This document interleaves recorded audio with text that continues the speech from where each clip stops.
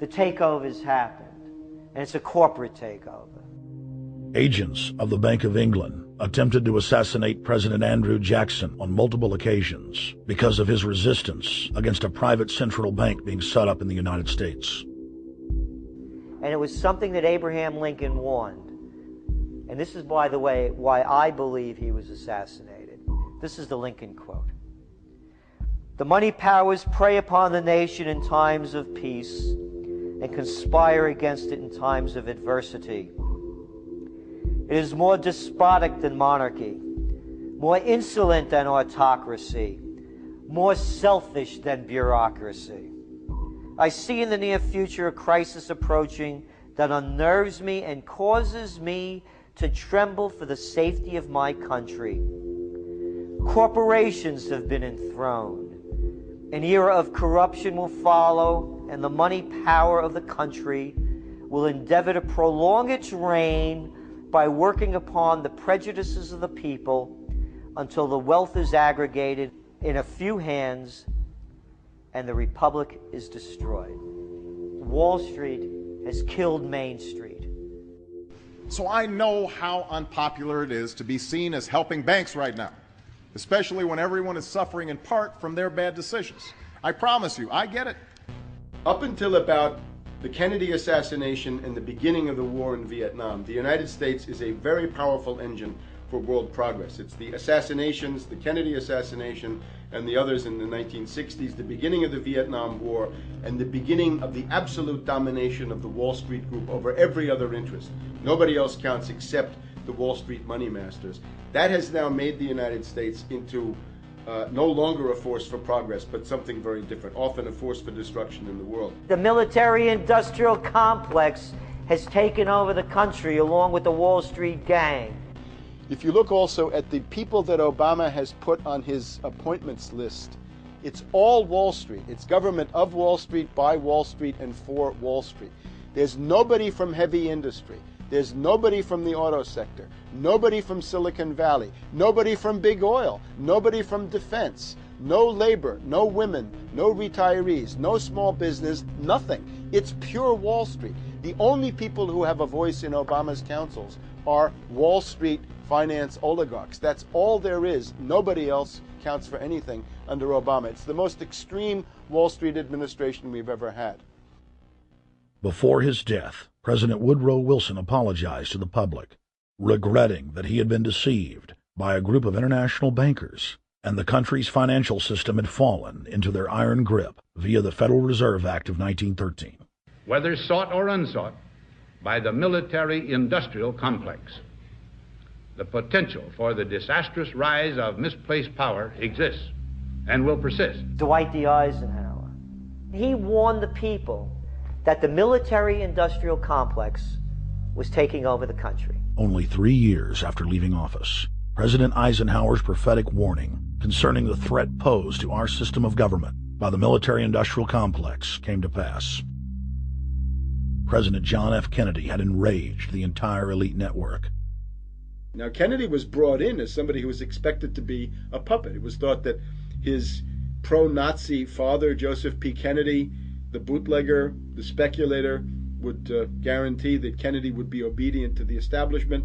They thought that Kennedy was a sex maniac who could be manipulated through all of this, but it turned out that through his personal suffering, Kennedy had discovered a personal sense of himself which went beyond just being a puppet, and he began to think about things like economic recovery, world peace, having a space program, making deals with the Soviets, cutting the Federal Reserve down to size, and a whole series of other things. Executive Order number 11110, signed by President Kennedy, began the process of abolishing the private Federal Reserve. Kennedy was also pushing for real civil rights reform and had begun the process of pulling the troops out of Vietnam.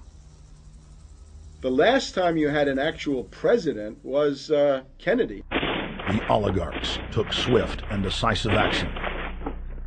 When John Kennedy attempted to take the government back from the robber barons, he was brutally murdered. The message to future U.S. presidents and leaders across the world was clear: do as you're told or die.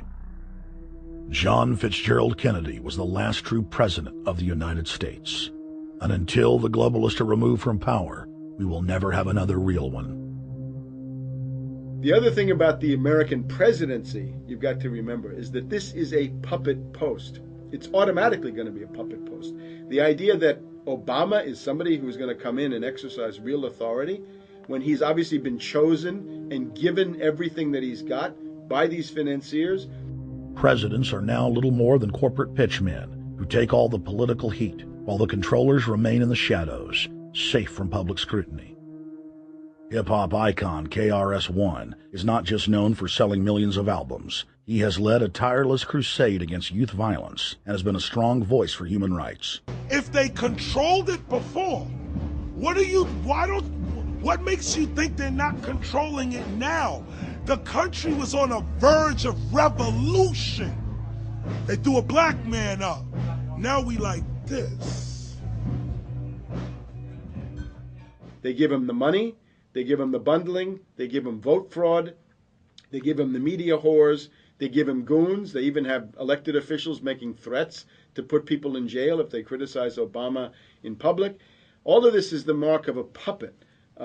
And that means that he is a puppet, actually more of a puppet than anybody else, more of a puppet than Mrs. Clinton would have been, even more of a puppet than McCain. He's the maximum puppet that we've had certainly since Jimmy Carter.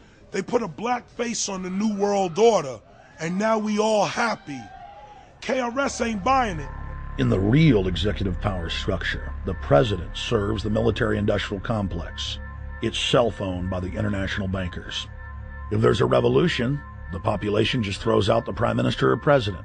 The elite stays in power because the public is never aware of who the real enemy is. In Evian, France in 1991, standing before the Bilderberg Group, the apex of the world government power structure, David Rockefeller defined the New World Order as a system of world government serving the international banking elite. For decades, the banker-owned media would attack anyone who dared to warn the public that a dictatorial world government was being constructed right under their nose, and that national sovereignty was being deliberately destroyed. And now, after years of denial, the media and the elite themselves are proudly announcing that not only is world government real, but it is the answer to the financial crisis that they carefully engineered. Suddenly, the Wall Street Journal tells us that the North American Union is here, and that getting rid of the dollar for a common currency with Canada and Mexico is good. The Financial Times of London, published by a member of the Bilderberg Group, crowed that a dictatorial world government had been kept in the shadows for our own good, and that it was now time for it to emerge from behind the curtains of national security. White House Chief of Staff Rahm Emanuel stated on record that they can't let this crisis go to waste. You never want a serious crisis to go to waste. And what I mean by that, it's an opportunity to do things that you think you could not do before. And Henry Kissinger, who gave Barack Obama his first job out of college, told national television that the economic collapse was a great opportunity to bring in the New World Order. He went on to say that Barack Obama was the perfect person to sell it to the world. But he can give a new impetus to American foreign policy, partly because the reception of him is so extraordinary around the world. I think his task will be to develop an overall strategy for America in this period when really a new world order can be created. It's a great opportunity. It isn't just a crisis. In June of 2006, our team traveled to Ottawa, Canada, to gather intelligence on the shadow government's agenda for the coming years. I think that's the Queen. Investigative journalist and best-selling author Daniel Estulin had been tracking the Bilderberg Group for more than 16 years. His moles inside Bilderberg informed him that the elite were planning to first run the price of gas up to $150 a barrel, unimaginable in 2006. He also reported that after suckering the middle class back into the stock market, the group was going to implode the subprime mortgage market and destroy public confidence. Well, one of the things that we're getting from this morning and this afternoon's conference, this morning conference was about the the energy crisis, the price of oil. The afternoon conference, which started about 4 o'clock,